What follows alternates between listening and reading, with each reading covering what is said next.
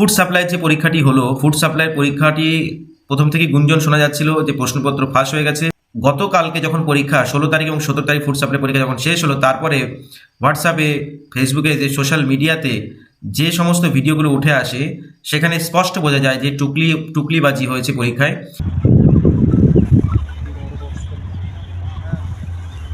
সময় আছে তো, এখন কন্ডম ঢুকতে দিবে তো আমার ঢুকতে দিবে না।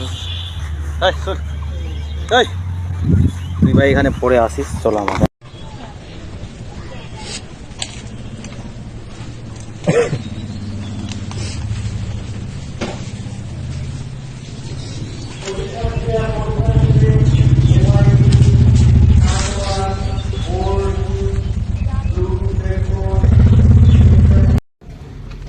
আমরা এখানে করতেছ।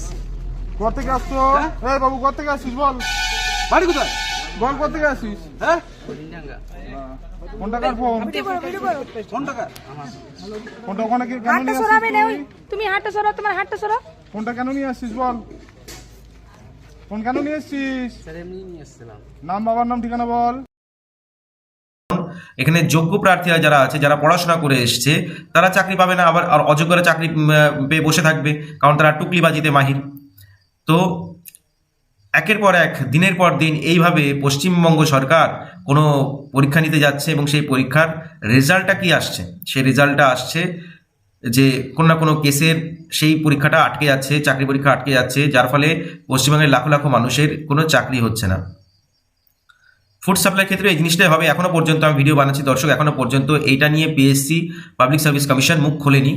হয়তো ইন ফিউচার আগামীকাল বা পরশু খুলতে পারে, কিন্তু এটুকু নিশ্চিতভাবে বলতে পারি পরীক্ষাটি বাতিল বলেই গণ্য করা হবে। তার কারণ পশ্চিমবঙ্গের মতন পশ্চিমবাংলায়, যেখানে এত লাখ লাখ যুবক যুবতী বেকার, সেখানে ফুড সাপ্লাইয়ের মতন একটি গুরুত্বপূর্ণ পরীক্ষা, সে পরীক্ষাটিও স্বচ্ছভাবে নিতে সরকার অপারগ।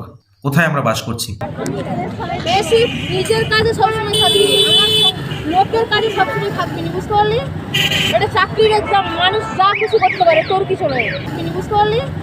এটা চাকরির এক্সাম, মানুষ যা কিছু করতে পারে, তোর কিছু নয়। কি নিয়ে যাবে, স্যার কি করবে, ও সেটা বিচার করবে। স্যার ফোন নিয়ে কেন ঢুকেছে?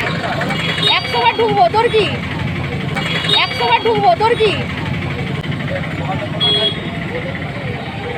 খাতা তো আমার ক্যান্সেল করলো না, আমি তো পাস করে যাবো, 90টা করেছি। তুই পাস করবি তো? হ্যালো,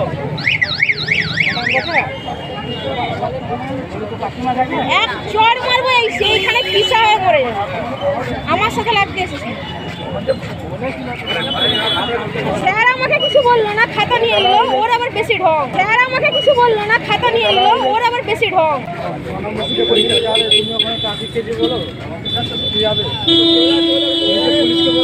কি বলবে?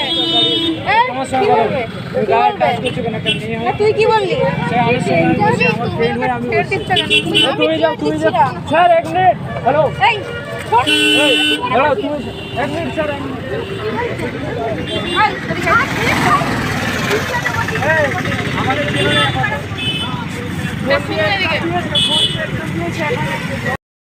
চোরি ऊपर से सीना জুড়ি, গালে এক চড় মারবো, মানে টুকলি করাটা যেন একদম নৈতিক অধিকার, এরকম একটা ব্যাপার কিন্তু হয়ে গেছে দর্শক।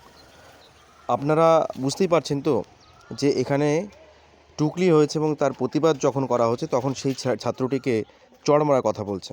পরিশেষে আমি এখনও বলছি, ভিডিওটির সত্যতা যাচাই করেনি ওয়েস্ট বেঙ্গল টিভি। আমরা দর্শকদের অনুরোধ করব, যারা এই ভিডিওটি দেখছেন তারা অবশ্যই যেন বিষয়টি যাচাই করেন, এবং প্রশাসনিক লেভেলের কেউ যদি ভিডিওটি দেখে থাকেন তাহলে এর সত্যতা যাচাই করার অনুরোধ রাখি।